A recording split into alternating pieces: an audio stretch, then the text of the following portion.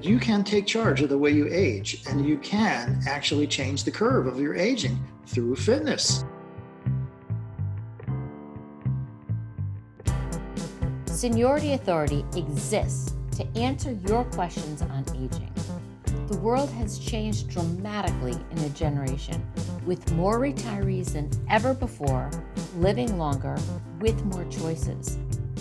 If you're an older adult or have an older adult in your life, where do you go to begin to understand those choices?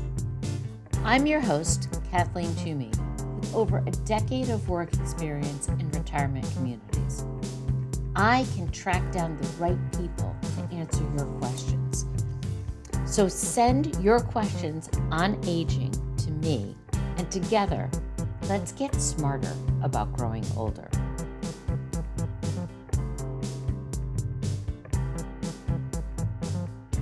Welcome, I'm Kathleen Toomey, and this is Seniority Authority. And today, we're going to discover the fabled Fountain of Youth, a place and an activity that can get you stronger, sharpen your senses, improve your memory, enhance your fitness and balance, help you sleep better, increase your brain power, and even improve your mood. So if that sounds interesting to you, stay tuned to the next episode. Thanks to our show sponsor, the Riverwoods Group, Northern New England's largest family of nonprofit retirement communities, where active adults find community, purpose, and peace of mind. Visit riverwoodsgroup.org. Now let's hear from today's guest. Welcome to Seniority Authority. Today, we are talking to a global entrepreneur, mountaineer, and global business executive in the fitness industry who has concluded that today's gym industry has failed. He has a point. Despite the fact that fitness is now a $60 billion business in the United States, we have not, as a nation, moved the needle on obesity. In fact, obesity has skyrocketed since the creation of the organized fitness business. So something is definitely amiss. Today's speaker, Maureen Pazzani, is also a mountaineer who's climbed 100 million uphill steps in 7 continents over 50 years. Yet his prescription for how to improve your health is as simple as walking out the door. Welcome, Maureen Pazzani. It's great to have you here. Great to be here, Kathleen. I'm honored. Well, we are really excited about this. You are not only a skilled worldwide mountaineer, a global business executive, but you've made this conclusion that the $60 billion fitness industry is not helping us with our core needs as we get older. So you have written a book, which I have here and I highly recommend, called The Secrets of Aging Well, Get Outside. At 64, Maureen describes himself as an active ager and first became inspired 30 years ago on the top of Mount Washington in my home state by a 70-year-old who was running past him as he was hiking at age 30. Since then, Maureen has founded a think tank, done research, and lectured all over the country on hiking as the ideal form of fitness and possibly our best fountain of youth. So you've been an incredibly talented mountaineer. But what captured my attention when I read your book was not the world-class hikers and not what you've scaled, but really the research that you've done in connecting walking and fitness to our ability to age well and to help us improve our physical health. So for today's discussion, I'd like to focus on why this is so important for older adults, what gets in the way of us doing this, what the benefits are, and how to keep going and keep motivated. So let's talk about longevity. what's happening, in your opinion, with longevity today, and why should we care about staying fit? Yeah, it's a great basic, broad question that I think is affecting us at a population level. What's happening with longevity is we are living longer. In fact, lifespans have increased over the last 100 years from early 40s to many cases now over 80. And it's going up. The fastest growing part of the population is above 80, and even faster, the number of centenarians, 100 plus, is expected to accelerate exponentially as we live longer. The issue is it's not being done with quality of life in mind, and it's being done through pharmaceuticals and surgery. And there's another alternative. And the alternative is using fitness as preventive medicine, using fitness to prolong the cognitive and physical decline of your body. And in all my research and in all my travels, and in all my working in the fitness business, I've yet to find something that does it as well as hiking. And I wanted to write this book because my objective is to share what I've learned, but also to encourage more people that you don't have to just go into a gym to stay fit. And by the way, I have to embellish what you said. It is sort of a failed business. I say sort of because for some people it's terrific. It's just not particularly it doesn't particularly do well for everybody. There are people who just will not go into gyms, especially as you age. Mm-hmm. So the membership in traditional fitness clubs starts to plummet at age 50 and goes drastically down. That doesn't mean those people aren't interested. They need an alternative way of staying fit. And hiking and training for hiking is one of the conclusions I've come to that would be incredibly beneficial. So let's dig in a little bit about the longevity. I love the fact, and it is actually true, that we are all living longer and we are going to stay alive for a longer period of time. But what's happened in the last 50 years that has made us less fit as we age? Yeah, well, it's real simple. It's global. It's a global issue, and it has to do with the combination of technology and it started, I think, with the television era. We just move less. We sit more, and there's a famous quote that's gone around from a TED conference I was at years ago. That is, "Sitting is the smoking of our generation." Right. And it's an epidemic, a sitting epidemic, and it correlates perfectly well with the more you sit, the less healthy you are. That's why you're seeing things like standing desks come into the foreplay. That's why you're seeing people put more time on being outside, and frankly, particularly now, when we've all been sequestered and socially distanced and isolated, many of us working at home through Zoom, that's contributing to the problem. So we have to make a conscious effort to offset our general trend towards inactivity with exercise, being outside, and as you said, it kind of starts with walking. That's the beginning of it all. We're made to walk. Our bodies are evolved for walking. Brisk walking is one of the most fundamentally important things you can do. I loved in your book I loved a number of quotes in your book, but one I loved was something I'd heard before, which is, if fitness were a drug, then every doctor would prescribe it. Yeah. By Dr. Caitlin Casalito, a neurology professor at UCF. So explain, what does walking or fitness do for our bodies? Well, first of all, it gets the heart rate up, and that's a trigger for a lot of good things to start happening. At an extreme level of fitness and exercise is a thing called high intensity workouts, high intensity interval workouts, and that's just about doing very intense workouts for short bursts to get your heart rate up.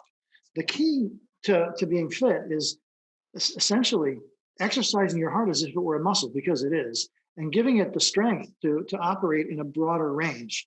That starts to trigger a lot of physiological change, not only in your heart's ability to supply blood and oxygen to your body, but it makes you feel better. You get more oxygen in your brain. It starts to trigger a lot of great physiological effects in your body: angiogenesis, neurogenesis, all the things that prolong life, make your body healthier. It prevents you from sliding down the curve towards inactivity and whatever your ultimate end is. You can delay that through fitness. And And what does it's, it do for your immune system? yeah, well, that's part of it as well. I mean, the benefits are many. Especially now, we're all very hypersensitive about our immune system. But the fitter you are, the more robust your immune system is. Your ability to prevent respiratory infections and frankly, there's a lot of stuff coming out right now about how it does help you resist and minimize the effects if should you get COVID. You have the ability to a stronger, leaner, more fit body is much more capable of resisting illness. And if you should get something, you recover faster. And I think we're starting to see data come out, real data that shows that if you were less fit going into getting COVID or any kind of infection, your chances of it having a bad outcome are exponentially increased. So being fit, it is always, to me, the base for all kinds of prevention. And preventive medicine is, and you mentioned doctors' point of view about this. I have a kind of a, some people think it's a radical approach to this. I think doctors have really missed the boat on this. They should be writing prescriptions for fitness. They should be, and I feel, and this kind of sounds more negative than I mean it, but there's a acceptance that the first thing you should do with a person who's experiencing symptoms of metabolic syndrome, which is hypertension, obesity, all the things that are comorbidities to COVID, there's a tendency to prescribe drugs first. And while for some extreme cases, that is great, but that's really not prevention. That's sort of diminishing or delaying or minimizing. To me, preventive medicine is fitness. You don't get high blood pressure in the first place. You don't have obesity to deal with. You avoid these things. And it's a hard concept for a lot of people to really get. But to me, true preventive medicine isn't about prescribing a drug. It's about completely preventing the symptom or the ailment from occurring. And that is true. And our society just looks at, we have so much to be grateful for with modern medicine, and we are living longer because of modern medicine. And surgery falls into that category as well. You can clean out somebody's heart pretty easily. You can put a stent in, but that's not prevent. Some people define that as prevention. I think if you get to that point, it's not really prevention. So one of the things that I'm curious about is, why is it that when we are in our 50s and need it most because our body is slowing down and it's hard to keep weight off, why is it that that is a time that people don't sign up for gyms and they don't get involved in fitness? So do you have any thoughts on that psychologically? Is it it's a really complex issue, and I actually yeah. have researched it when I was part of the big box fitness industry, and we really wanted to know what was going on there. And some of it is a deeply seated belief that you can't really do anything about aging, and you just are on this inevitable downward slide. And so anything I do feels like unnecessary, maybe painful, maybe you don't know how to do it, maybe there's alternatives. Maybe you're waiting for the magic pill, which seems to it will never come, I don't think. So, and some of it is just fear of the unknown about what will happen. And that's what that term you used, active agers, that's kind of the other side of the coin is people who believe that you can take charge of the way you age and you can actually change the curve of your aging through fitness. And it's not just the physical part that is important here, because to me, fitness above 50 is all about brain health. And my think tank is all about figuring out ways to increase brain health, which to me is more important than your body, because really the way we look at it is if you put your brain first, the body follows. The kind of exercises, physical exercises you do to keep your brain sharp and to prevent cognitive decline. The byproduct is a healthier, stronger body. And so they're interconnected. You can't separate them. And to me, we should be focusing on brain health. And most of the traditional fitness industry doesn't even, that's not on their radar at all. And most people aren't aware that you can actually delay the way your brain ages through exercise. It's an amazing thing. You know, you can build brain cells at any age through exercise. And we were all taught, people of our generation, that you were born with a finite number of brain cells and all they do is decline as you age. No, exercise builds new brain cells. It's great. Isn't that a great bit of knowledge? It is. And in fact, one of our future guests on the podcast, Dr. Maureen OConnor from Boston University, who directs the Alzheimer's Education Center there, her recommendation for how to reduce your chance of getting significant memory loss are three things: sleep, exercise, and socialization. Yep. Not brain games, yep. Not a certain diet, but those three things. So this is actually true that if you exercise more, and I love the way you put it, you put your brain first and your body will follow. So you're doing all of these things. Now, what I love about your recommendation is that I think many people who are older and are not fit and perhaps didn't have an exercise regime, maybe since college or high school, I think they're intimidated by gyms, and they're intimidated by going online and finding some kind of a class. And so we all know how to walk. And that's what I love about your suggestion. It is very achievable for most people. Not everyone who's listening or watching this podcast can walk. There are a lot of people who have challenges and are on walkers or on wheelchairs. But if we were talking the vast majority of people who are older, who are seeking to get in better shape, what's your prescription for them? What do you recommend they start doing now? You know, I know when someone who's never worked out or never done hiking or walking hears that, they think, I can't do it. But everything starts with just one single little step. So you just break it down into pieces. I have a friend who was recently recovering from some severe heart problems. And the doctor actually did tell him, all you have to do is walk 10 minutes a day. Start with 10 minutes a day. Go out your front door, walk around the block twice. And your body starts to respond. And so really it's these small steps, small goals at the beginning. And almost everybody can walk twice around the block. So you start doing that, you start feeling better. It starts putting more oxygen and nutrients into your muscles and brain. We naturally want to grow from that. And so then you walk 3 blocks, then you walk a half a mile, then you walk it faster. Then you maybe throw in a little jog every 100 yards. Then you wind up, your body responds to that gradual increase, those gradual stresses.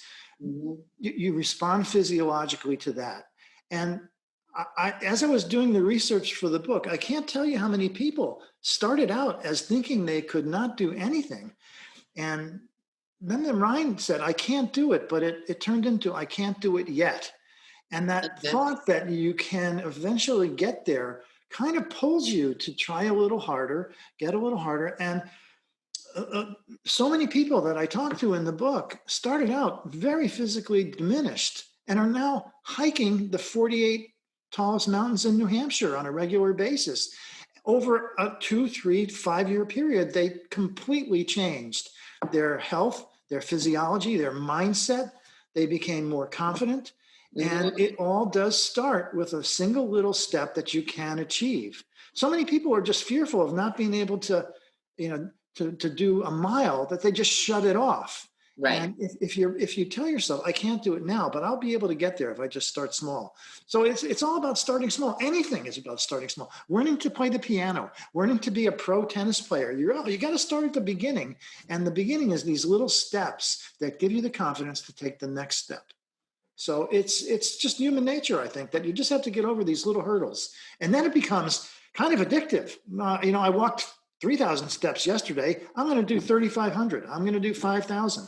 And now you can measure that. So, part of it also is I recommend getting a fitness tracker or an Apple Watch or something where you can measure your own progress, because it starts to happen really fast once you get into it. That I love that because now you have a goal. So now you have a prescription, all of the listeners and viewers from Martin Pazzani, that start 10 minutes every day and have your mantra be, I can't do it yet. So set as a goal 10 minutes, walk around the block, and we all have access to these fitness trackers. You can track your steps. Would you say, getting really granular here, um, people need to do this and do it 3 times a week, 4 times a week?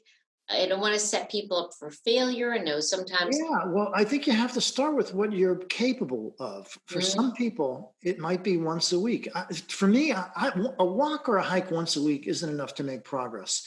I I get antsy if I only get out once a week, and I think physiologically you need to fit in 2 to 3 walks a week. I think in order for your Okay. body to start to respond, because it does take a little while to get into this groove. But it's not a hurdle that is impossible to get over. I mean, 3 short walks a week can lead to 4 short walks a week, can lead to then 2 long walks and 1 short one. I mean, you just there's no real prescription for it. You just have to start with what you're capable of, and Mhm. then gradually increase it, and that will come naturally once you start doing it. And not only will it be physically possible, but really the chemistry of your brain starts to get more confident and starts to feel better about things, and you start to want to prove it to yourself. Right, right. And so that's another good suggestion. Start 2 or 3 walks a week and pay attention to your body and keep going, keep pushing it. Um, and keep moving it. And as you said, do it faster, start incorporating some uphills. Um, Another element that I was very intrigued about in your book is the concept of JOBO. So we've all heard of FOMO, the fear of missing out. And Martin has coined the term JOBO, the joy of being outside. I want to talk about this in relationship to exercise. So we have exercise. We've talked about the benefits that exercise and having this basic fitness will do for your brain and your body and your immune system and your heart. But tell me about the impact of doing that outside, Yeah. which you spent a lot of time on in your book. Yeah, you can get a, let's call it a runner's high or a exercise high by being in a gym. But to me, it's exponentially better to do it outside for a variety of reasons. Um, First of all, there's actually more oxygen outside. You can really get better quality air, and the better the air, the better your brain feels. So that contributes to the joy of it all. But there's a couple of great studies out that show that as little as 2 hours outside per week in the sunshine has profound effect on your mood and your spirit. And that's because it increases serotonin levels, which is a mood enhancer. And so when you start to get addicted to the feeling outside, that's where the joy starts. But the real joy of being outside for me is getting somewhere through the process of being outside, a nice destination. And frankly, the more difficult that destination is for you, the more joy there is in achieving that destination. For some people, like I love this, where you are in New Hampshire, there's so many great opportunities to get outside. There's a very unique spot called Mount Major in New Hampshire, which isn't a particularly difficult hike. It's achievable by a lot of people. But the payoff at the end is this incredible view. So your heart rate is elevated. You're a little bit tired. You may have had several moments of, I don't think I can do it along the way. But then all of a sudden you emerge onto this big rock ledge and you see Lake Winnipesaukee and most of the state of New Hampshire beneath you. And it's kind of a rush. You get a perspective. Your eyes, instead of looking at a screen, are looking at infinity. The sky is blue. The birds are chirping. It really does affect you at a physiological level. And, it doesn't have to be, for some people, they need to get to the top of Mont Blanc in order to get that high. But really, for most human beings, a little hike like that will do it. And it doesn't even have to be to the top of Mount Major, which might take a little while to get to if you haven't done anything. There's so many great places that have great payoffs. There's a place called Artist's Bluff in Franconia Notch that, by the way, is where the cover shot of my book is taken. That is a 15-minute hike, but when you get there, you again have this expansive view down the whole of Franconia Notch. And that's why it's called Artist's Bluff. Artists used to just take a quick walk up there and be inspired by the colors and the views and all that. So yeah, the joy of being outside is the process of exercising to achieve something. And then when you get there, there's this magnificent payoff. And then kind of to tie it to where fear of missing out comes in. Then you can post a picture of it on social media and tell your friends you're so joyful. We can even go to social media. It's a whole nother conversation. Yeah, no, I know. It's a two-edged sword. There is actually a whole lot in the book about that. And that's one of the reasons I do recommend getting outside a bit, is because we're looking at screens too much. It saps your energy. It saps your time. It's the reverse of what we need to be doing more of. I couldn't agree more. And we've had a personal experience on Mount Major. My team did that this summer and hiked Mount Major. There's two ways to go up: an easy way and a hard way. We went the hard way, not intentionally, and we really appreciated the view when we finally got there. If you push yourself a little bit and you look up and you go, I don't know if I can do that, but then you do it, there's this feeling of satisfaction. And that's part of this joy of being outside. I did it. Yeah. And I think during this time of COVID, it's even more important for our people to get outside. I know that a lot of our listeners and our viewers are going to say that's fine in the summer and in the beautiful fall, but we're heading into winter and it's messy and it's slippery, and I hear a lot of concern from older people about, I don't want to go outside because it's too icy and too slippery. And I think that's, while it's a legitimate, you don't want to slip and fall, I also feel like it's kind of too easy an excuse not to go out. Do you have any particular tips for how to stay motivated during the winter weather months? Yeah, you're right. It is. There's no question about it. Winter is more risky for a lot of people. It's more risky for me. I mean, and everybody can slip on ice. There's creepers you can get to prevent that from happening. There's confidence you can get from getting yourself fit before winter. There's all kinds of equipment, and then there's also always the opportunity to walk and hike on flat ground where it's much less likely you're going to slip and fall. But there's something interesting. We talked about prevention. And one of the things I didn't mention, which is a little bit subtle for most people to understand, you probably know this. One of the biggest risks we face as we get older is injuries from falls.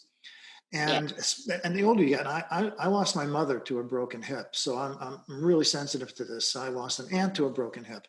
So from simple falls on ice in both cases.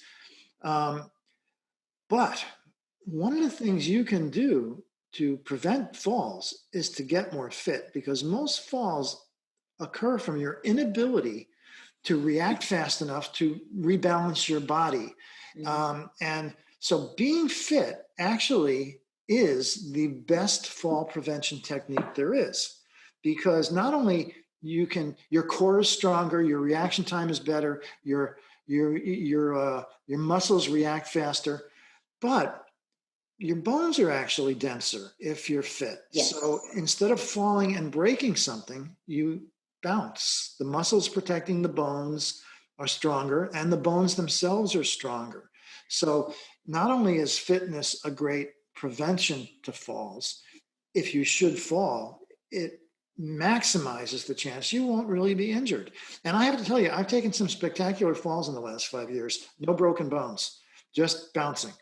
And I know this is more of an issue for women, but truthfully, being fit, the sooner you get fit and strong and your reflexes are increased, you're more resistant to falls. And then you feel more confident going out in the winter because you don't think you're going to get hurt if you slip. I have a spectacular video of myself. I was training for a big hike last year, and I've got some home security equipment, and I was running up and down my driveway, and I took this spectacular fall on video. And most people thought I had gotten really hurt, but no, I just got up and I kept running. So, not that that's any great accomplishment, but seriously, you do get falls aren't as scary if you're fit, and Well, winter isn't as scary. yeah, and I think that's good advice to get to have the right footwear and to have the little grippies on your shoes. You can Yep, get the um, little micro spikes, yeah, micro the spikes. spikes on your shoes, They're cheap and they help you immensely. and get a pair of walking sticks if that helps. Oh, I'm glad you brought that up because that's another great issue for winter. I always use hiking poles, always, winter and summer, but particularly in winter because instead of having 2 points of contact with the ground, you have four. So if one foot slips and you've got your poles out, you're probably not going to fall. It's much safer to hike in the winter with poles, whether Yeah. it's flat or steep. And I also think we had talked earlier about there's a whole network of rail trails, which are nice, flat, cleared spaces. Find a place, go and go to your local high school, walk on the track. Absolutely. Um, just, I think the key is be outside. And if you read Martin's book, he also talks about the impact of being outside and what it does to your brain, not just with the increased oxygen, but if you're outside and you're walking in the woods, you are paying attention. So your brain is engaged. It's not like your brain is connecting to your foot. You're looking at rocks and sticks, and so it's much more engaging activity mentally than walking on a sidewalk or God staring at a screen. Much 90%, better. 90% of the walking we do, especially like a treadmill in a gym or just walking down the sidewalk, walking around your house, you're on automatic pilot. Your brain is not necessary. It's almost unconscious. But again, outside, you have to focus on, am I going to trip? Is that rock slippery? Is this trail, whatever? And so your brain is constantly recalculating how to move through space. That proprioception that occurs creates cognitive stimulation. That cognitive stimulation is a brain exercise. We call it dual tasking. When you're using your brain and body together and challenging them both at the same time, it's the best possible exercise because you're working your brain and your body, and you're building new neural pathways, new brain cells that control the way your body moves, which prevents cognitive decline. It's a marvelous new science. Not enough people know about it. That was one of the reasons for writing the book. Well, I am thrilled that you were able to have this conversation with us today. We learned really about the Fountain of Youth, going outside, starting small, saying, say, I can't yet, um, pushing yourself, walking through the seasons will help increase your brain power, bring more oxygen, help you get healthy, resist falls and injuries. Is there any last piece of advice that you would want to give to our listeners? Well, I could go on forever about this, but I would say this.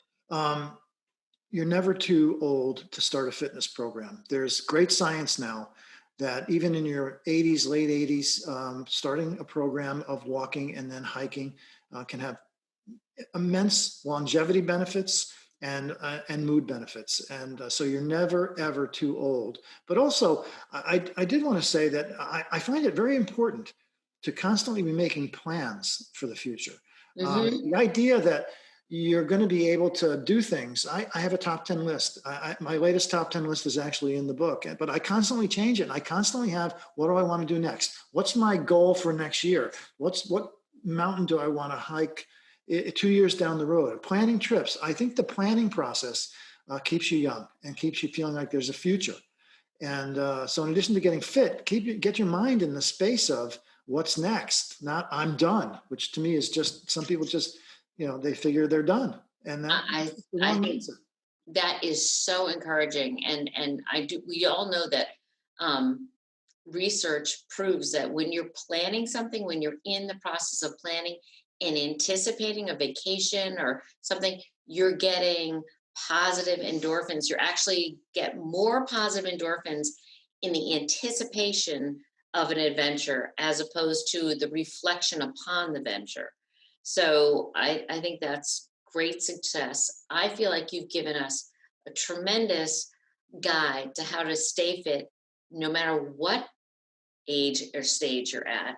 I would highly recommend, if you haven't picked up Martin's book, please do. It's very, very practical, it's motivating, and you can get it on Amazon and on Get Outside. You'll find the place in the show notes and also on our website.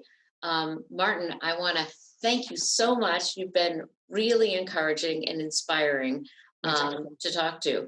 And I encourage you, if you have questions for Martin, go to our website, seniorityauthority.org.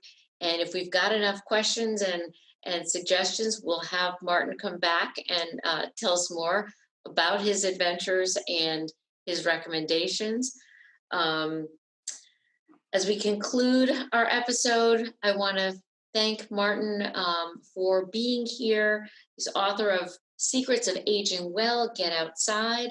The book is for sale on Amazon and on his website, which is www.getoutside.com, getoutside.online. Thank you for helping us get smarter about how to stay fit as we get older. My pleasure. Thank you for having me. Good luck, everyone. Thanks to our show sponsor, the Riverwoods Group, Northern New England's largest family of nonprofit retirement communities, where active adults find community, purpose, and peace of mind. Visit riverwoodsgroup.org. That's our show for today. Did it spark a question? If so, send us your questions at seniorityauthority.org and we'll track down the answer. Meanwhile, don't forget to subscribe, like us on Facebook, follow us on YouTube, and rate us on your favorite podcast platform. Until next time, let's get smarter about growing older.